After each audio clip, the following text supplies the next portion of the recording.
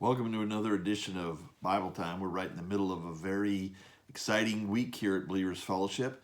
Fellowship groups are having their Christmas fellowships this week. It's a busy week for that, as well as the high school ministry, the Bereans ministry are having their Christmas celebrations this week. There's a lot going on in the church this week, despite the fact that we've still got the coronavirus pandemic. We're thankful for the ways in which we're able to come together and do what we can do, and that's been our approach since the very beginning. There are guidelines, we are following the guidelines, but we're still doing everything that we can do within those guidelines, and we're so thankful for all of that, and we're looking forward to a great weekend as well with Shannon Hurley, missionary to Uganda, preaching for us on Sunday morning. So there's a lot going on here, and we're really thanking the Lord. And particularly, we're thankful is that this time of the year, we set aside time to remember Christ coming into the world, and He appeared to take away sin. And so we're thankful for that. We're rejoicing in that, and we're studying the Bible. And here we're doing the daily Bible reading. We're coming today to Job chapters 32 and 33.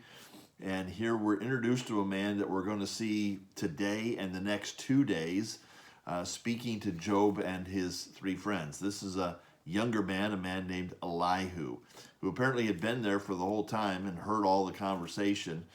And he had apparently gotten very angry at what he was hearing. And but because apparently he's younger than the others, he, out of respect, held back his comments until now, when it's like everybody else is all done. They've said all that they can say, so now he's going to jump in. And he does say some things that are true. I mean, he does say that just because you're older doesn't necessarily mean you're wiser. That is a true statement.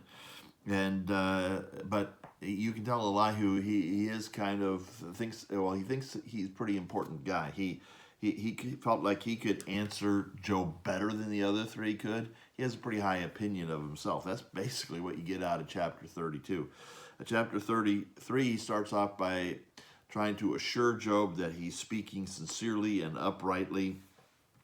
And he has a take on what's going on here. And his take is basically the same as the other three, that suffering is directly related to some sin.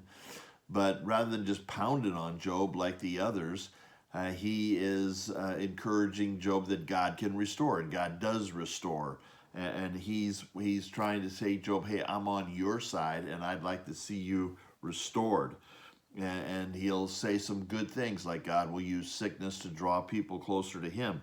In fact, it says in verse 26 there of chapter 33, then man prays to God, and He accepts him. He sees His face with a shout of joy, and He restores to man his righteousness. He sings before men and says, I sinned and perverted what was right, and it was not repaid to me. He has redeemed my soul from going down into the pit, and my life shall look upon the light. There's a lot of good stuff in there, a lot of good statements there.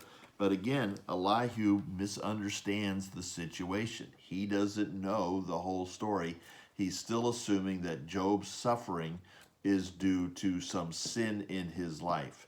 And although he's trying to present maybe a more tender perspective towards Job than the other guys did, he's still just as wrong as they are.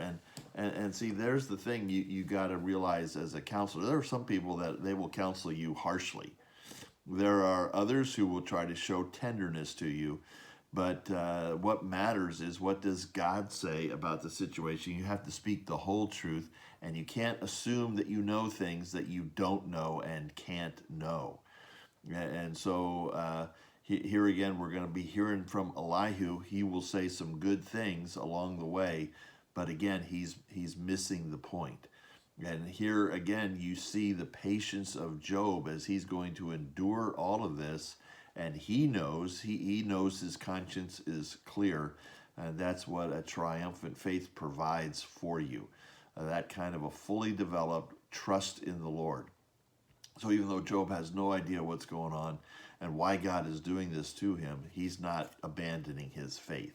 That's the thing to take away. We're going to hear more from Elihu the next couple of days. I hope that you're involved in a fellowship group and that you're gathering together this week to not only go over the sermon, but also meeting again at some other time to celebrate the Lord's coming into the world, the Lord's birth at some time during this week.